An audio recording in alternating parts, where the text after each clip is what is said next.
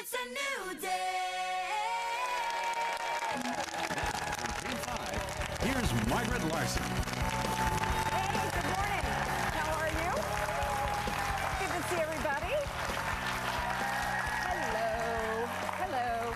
Got my hands full today because we have a really big show. Hello, everyone. Hope you had a great weekend. We were lucky to have such terrific spring weather. I hope you got out there and enjoyed it. We have a fun and a rewarding show today, so please stay tuned. We're talking with a woman who has stood on top of the world at Mount Everest. She's a dynamic businesswoman, a fitness expert, and now a motivational speaker and author, Sue Urschler, so she'll be out in a moment. My videography partner from World Vision, Tom Costanza, is here to show us part of our documentary on malaria and its toll on children around the world. And we'll tell you how you can save a life for less than $10. Plus, we'll visit with a piano prodigy who just won King FM's Young Artist Competition. He is only 10 years old, and he'll be performing for us. So let's get to the rest of the show right now. We're kicking off the show today with a local woman, an elite mountaineer who made history when she and her husband became the first couple to climb the fabled 7 summits, the highest peaks on each of the 7 continents. In fact, she is just back from Nepal only 1 week ago, where Susan and Phil Urschler recorded a special message for New Day Northwest during their latest trek. So let's take a look at that. Hi Margaret, this is Sue Urschler. I want to take a moment and share with you and New Day Northwest audience what we're doing here. 8 years ago, Phil and I climbed to the summit of Everest, and now we're back here at Everest Base Camp. We spent the last couple of weeks hiking into Everest Base Camp, which is located at 17,400 feet above sea level. We accompanied a team of climbers who are climbing with international mountain guides and hopefully to the summit. For me, though, I'm going to be heading back down, and I look forward to getting back down to sea level and talking with all of you guys then. Sue is truly amazing. She is, of course, back in Seattle now, and she's joining us today. Please welcome the only American woman to summit Everest, who is also an executive of several Fortune 500 companies, an author, and international speaker, Sue Urschler.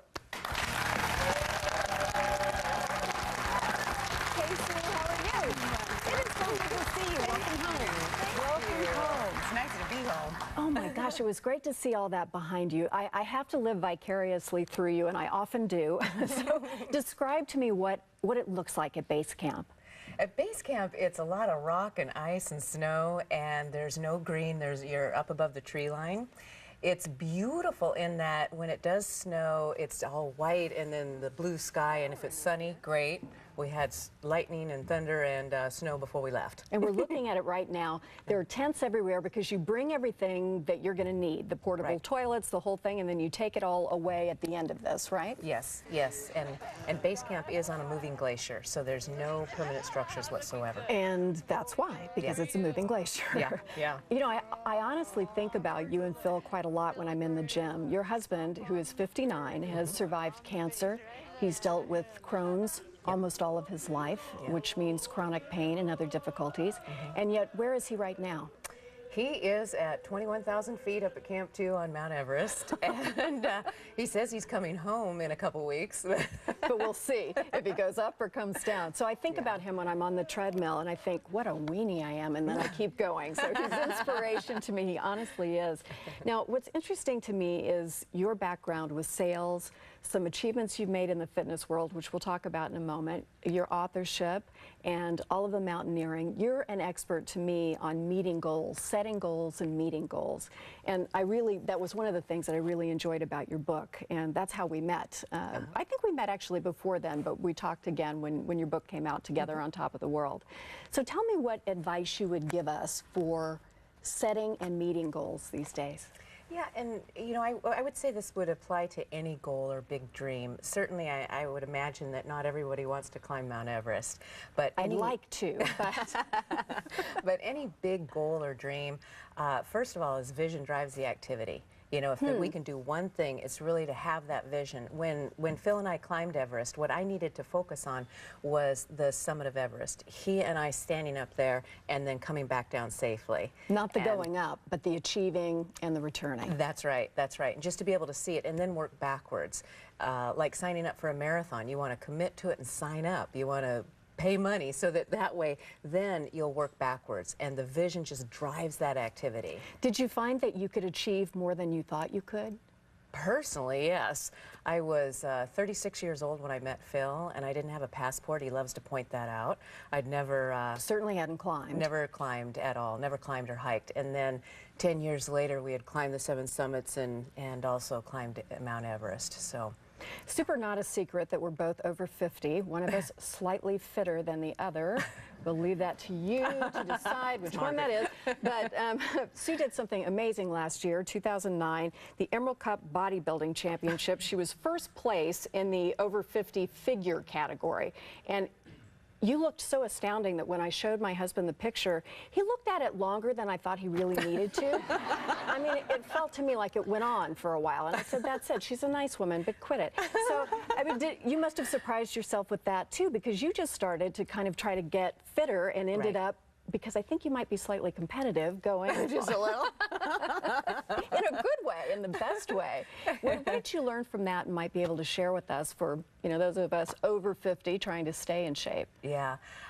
Well, and at that point, I had turned 53 last year, and I don't know why that age. I just thought, you know, I really still believe that we can be as physically fit as possible. And so what that means, of course, is doing something every day. But what I decided was, okay, again, I'm going to sign up for it. So I signed up and then worked backwards. Got a great trainer, Diane Cunningham, and what we did is we worked together for 7 months. Did all the research, but did the same thing that we applied to Everest and the corporate world, and that is, you have that vision, I'm going to stand up there with a bikini on, so I'm going to be doing some work, and then put the plan together, find the expert resources, and then just keep going. When it hurts, when it's too much, you know, you're in the gym on every Saturday and Sunday, and every day of the week, and so it takes that commitment and the perseverance. Well, I like that idea, the visualization, the work, and then just you've committed. Quitting is not an option, as they say, which is very interesting. You guys also do something that I admire. You support a lot of charities, but one in particular really got my attention, and that was the American Himalayan Foundation. Tell me what that does. Yeah, the American Himalayan Foundation has a program called REST, and it supports 7,000 girls now to keep girls in rural Nepal in school. Otherwise, they wouldn't be going to school. There is a problem over there with trafficking, and girls who are from desperately poor families get targeted, and sometimes they end up in a brothel in another country. This program keeps them in school from 7 to 8 years old till high school. And so that was actually the reason I wanted to go over to the Everest Base Camp trek, is because in Nepal, in Kathmandu, I met the founder of that program, Dr. Aruna. Wow. And that was fabulous. With all the travel you've done and with this particular foundation, what have you learned about the importance of supporting girls and women's education? You know, it's as far as the girls, unfortunately, again, they're a little bit more dispensable, and that's sad. But a lot of times in the rural parts of the country, they need the boys in the field, and then if you have so many children and you're desperately poor, what are you going to do? And so if the girl is educated, they ask this question, how will your life be different than your mother's? One of the responses from the girls is I won't have to use my thumbprint for my signature. I'll be able to write and read. So they become valued members of the community. They go on to really make a difference.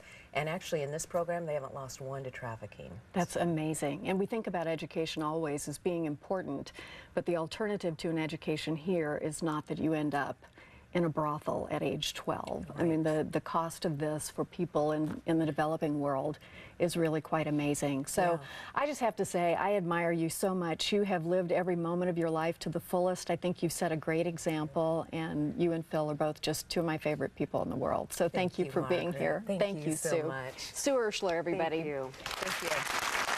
If you'd like to read Sue and Phil's blogs from over at Base Camp, or if you want to buy their book, Together on Top of the World, just go to king5.com/newday. We've got all of that. We've also got links for you to get involved in Susan's causes, including the American Himalayan Foundation and the Crohn's and Colitis Foundation. Sue, thank you. Thank you. Up next on New Day Northwest, from global travel to global health, we're going to talk about a cause that